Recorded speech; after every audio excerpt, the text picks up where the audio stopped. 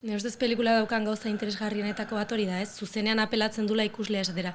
Zein zera, zeinekin, ze personairekin empatizatzen duzu, ez? Hain argi ematen dira bi posturak, eta batzuk gehiago empatizatuko dute batekin, eta gehiago beste batzuk, bestearekin, ez?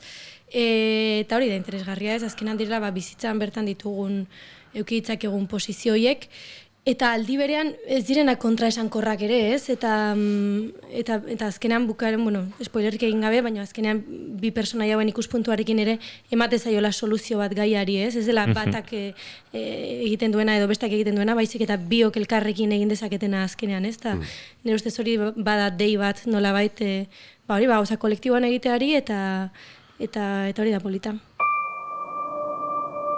Ezagutzen duzu Faisaien Irlaren historioa? Kargen! Urte erdian espainola dela eta beste erdian frantsesa, ez? Apunten! Eta Omarren gorpua justu botere aldaketan azaldu da. Egoera komplikatuz. Baina ork ez duelako hildakoaren ardura hartu nahi. Fuego! Zer kontatu duzu aitari? Ibaian gertatu zena. Descendez del véhicule, s'il vous plaît. Zer gertatu zen Ibaian?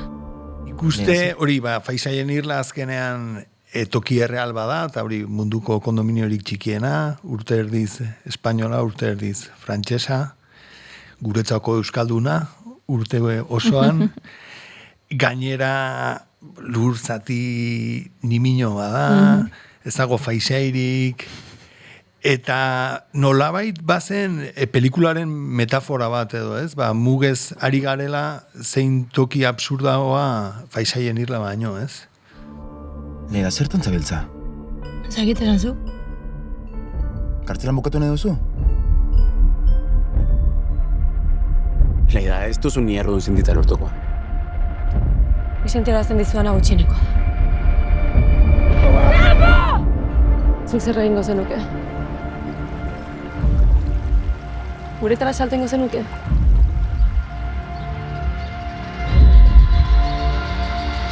Eta gero, nik sentitu nuen, genekala pixka responsabilidade hori, benetan muga hortan gertatzen zana salatzia, ez?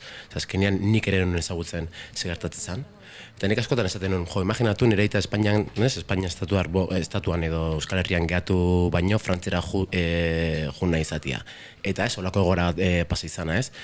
Azkenean ez dakit niretzat nik errealitate hori ikusi nirean izan zen pixkat zenbat jende dagoen frantzira iritsi nahian, ez dakitu zenbat denbora pasatu duen Afrikatikan ona etortzeko eta gaina gero hemen beste muga bat edo, ez? Aurkitzen du eta errealitate hori ezagutzi ere bai eta kontaraztia niretzat pixkat responsabilidade bat edo presio bat ere izan zen. Karo, gorputzez, isiltasunak ere asko badaude, ez dakit begiradak, eta parte hortatik pixka zaila izan zen, ez? Gauzak ere nola kontatu, ez? Hitz gutxitan edo hitzik izan gabe. Eta, nik asko disfrutatu nun, ze laguntza asko dukin nun, Jonekin da Xerrekin, eta gero, Txabeta laguntzen nuntzen pixkat pertsonai hori aurkitu nahian.